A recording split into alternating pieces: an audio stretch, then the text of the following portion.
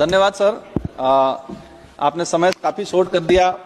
मैं आपको केंद्रीय उत्पाद शुल्क संशोधन विधेयक 2025 पर मेरे जो विचार प्रकट करना चाहूंगा आपके माध्यम से। माननीय मंत्री महोदय, सर कैमरा नहीं आया, कैमरा आ गया सर। आपके माध्यम से मंत्री महोदय और सरकार तक मेरे कुछ विचार पहुंचाना चाहूंगा। ये जो बिल लाया जा रहा है, इसका मूल उद्देश्य देश में जो बढ़ते धूम्रपान नशा जो बढ़ रहा है उसको कम करना है या फिर हमें टैक्स को वसूलना है। मैं अगर इस बिल के माध्यम से देश में जो नशा मुक्ति का अभियान अगर तेजी से बढ़ता है और इस पे प्रतिबंध लगता है तो अच्छी बात है, स्वागत योग्य है।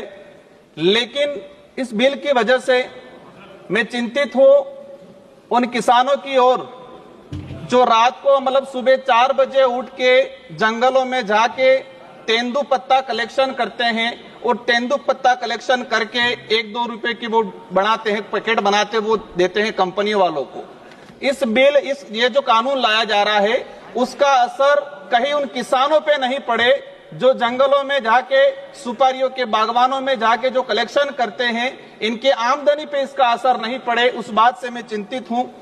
मैं जहां तक जो समझा हूं, हम देखते हैं देश में जिस तरह से धूम्रपान बढ़ रहा है, जिस आदिवासी दलित पिछड़े इलाके के अंदर जहां शिक्षा पहुंचनी चाहिए थी वहां शिक्षा नहीं पहुंची है, वहां पर नशा पहुंचा है।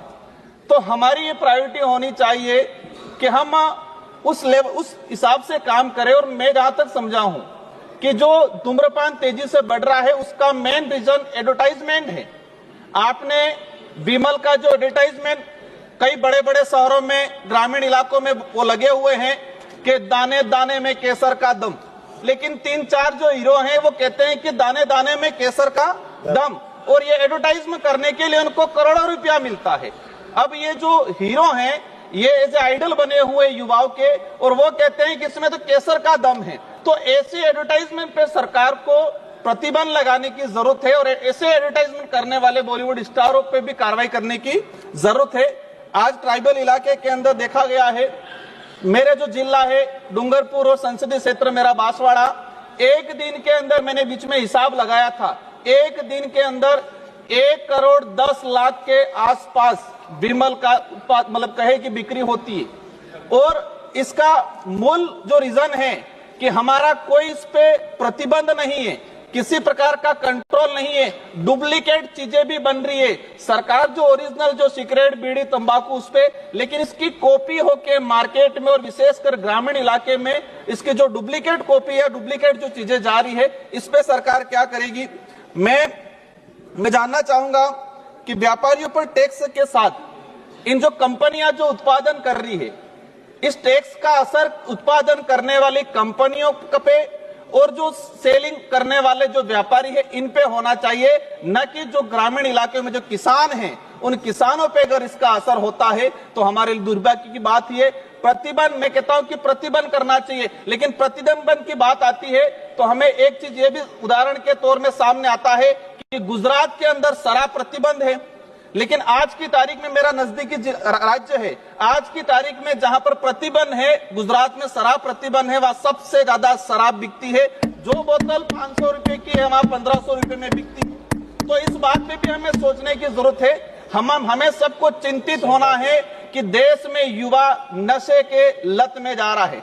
माननीय अध्यक्ष महोदय, एक बात, सभापति महोदय, एक बात और ले जाना चाहूंगा कि जो भक्ति जो मार्ग है या संत जो मार्ग है, अधिकतर संत अच्छे विचारों अच्छे आइडियोलॉजी के हैं, लेकिन कुछ जो ऐसे संत हैं जो धर्म की आड़ में वहां पर नशा का जो जैसे कि अफीम है, गांजा है, ऐसे कई मंठों के अंदर कई धार्मिक स्थलों में भी इसका उत्पादन होता है, क्योंकि वो धर्म के आसपास से तुम्हारा कोई कार्रवाई भी नहीं होती है। तो ऐसी जगह भी कार्रवाई होनी चाहिए, उन संतों पे भी कार्रवाई करनी चाहिए जहां से अफीम गांजा का प्रचलन होता है। मैं हमारे जो माननीय पड़ोसी उदयपुर के सांसद महोदय को क्या दिक्कत होगी, मैं किसी का विरोधी नहीं हूं, लेकिन जहां से कुछ गलत होता है, हमारे युवा भटकते हैं, ऐसी जगह पे प्रतिबंध होना चाहिए। उन संतों पे भी कार्रवाई होनी चाहिए जहां से अफीम गांजा का वितरण होता है, ऐसी जगह। मैं सभी पे सवाल नहीं कर रहा हूं, लेकिन कुछ ऐसे हैं जो अपराध के तौर में हैं। आप कोई आक्षेप न लगाएं और माननीय- आप अपनी बात केवल कहें। माननीय सभापति महोदय, आज देखा गया है किसानों को तेंदुपत्ता जो उत्पादन होता है, जो सुपारी उत्पादन होती है, हम नॉर्थ ईस्ट में जाते हैं या साउथ में जाते हैं, कई राज्य ऐसे हैं जहाँ जो परिवार पूरा सुपारी पे डिपेंड करता है। मेरा मूल रूप से यही चीज कहना है कि इसका असर उत्पादन करने वाली कंपनियों पे होना चाहिए, बड़े व्यापारियों पे होना चाहिए। इस बिल का असर जो गरीब किसान हैं उन पे इसका असर नहीं होना चाहिए। और देश में हमें धूम्रपान पे प्रतिबंध लगाना पड़ेगा और आदिवासी दलित पिछड़े इलाके में हमें शिक्षा को भेजने की जरूरत है धन्यवाद। और उस इलाकों में धूम्रपान श्री विशाल पूर्ण रूप से पाटिल जी। प्रतिबंध करने की जरूरत है।